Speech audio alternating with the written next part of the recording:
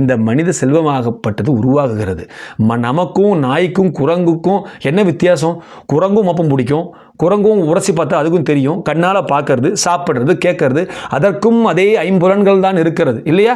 நமக்கு என்ன நமக்கு என்ன வித்தியாசம் இருக்குது? நமக்கும் அதே ஐம்புலன்கள் இருக்கிறது. அதை தாண்டி இந்த கால்நடைக்கு மனம் இருக்கும் காரணத்தினால்தான் நாம் மனிதன் என்று அழைக்கப்படுகின்றோம். அந்த மனதை நாம் ஒருநிலைப்படுத்தும் பொழுது நாம் தான் அந்த செல்வம் என்பதை அறிகின்றோம். அப்படின்னா செல்வம் பழித்துனா என்ன அர்த்தம்? முருகப்பெருமானை நினைக்கக்கூடிய மனம் கொண்ட கால்நடை நாம். அப்போ நாம் தான் செல்வம். நம்மக்கிட்ட என்ன இருக்குது? அருமையாக 10 விரல்கள் இருக்குது. அதற்கு செல்வம்னா மோதிரம் வேணுங்கிறது புறத்திலே யோசிக்கக்கூடியது. ஆனால் நெஞ்சில் பதிப்போருக்கு என்னவா?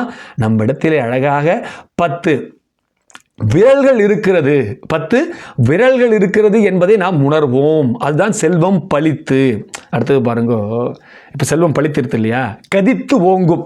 இந்த கதித்து ஓங்குங்கிறதுக்கு தமிழ் பாருங்க, தமிழ் என்பது அவ்வளவு அழகானது. 2 ஸ்லேடையாக இருக்கு. கதினா என்னன்னா நமக்கு தெரியும், சரணாகதி கேள்விப்பட்டிருக்கோம் இல்லையா? இப்போ முருகனே சரணாகதி, கால் நமஸ்காரம் பண்ணிடுறது.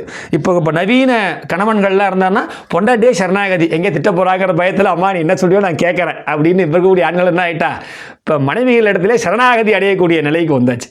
அப்போது கதி என்றால் என்ன? திருவடியை பற்றி எப்பொழுதும் இருப்பது அப்படின்னு ஒரு அர்த்தம். இன்னொரு அர்த்தம் என்ன தெரியுமா? கதி என்றால் விரைவு, வேகம்.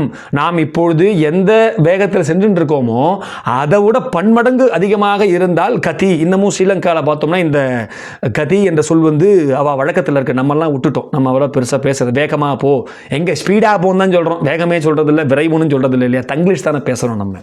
அப்போது கதி என்றால் என்ன? விரைவு என்று பொருள். அப்போது நெஞ்சில் பதிப்போர்க்கு செல்வம் பழித்து, நாம் தான் இந்த செல்வம் என்பதை நமக்கு பலிக்கச் செய்யுமாம், உணரச் செய்யுமாம். உணர்ந்து கதித்து ஓங்கும். இது 2 சொல்ல எடுத்துக்கலாம். என்னது? நம்ம முருகனின் திருவடியை பற்றுவோம், கதித்து ஓங்கும். இல்லைன்னா 2வது என்ன? கதித்து ஓங்கும், வேகமாக என்ன பண்ணிடுவோம்? முருகனின் திருவடியை பற்றி விடுவோம்.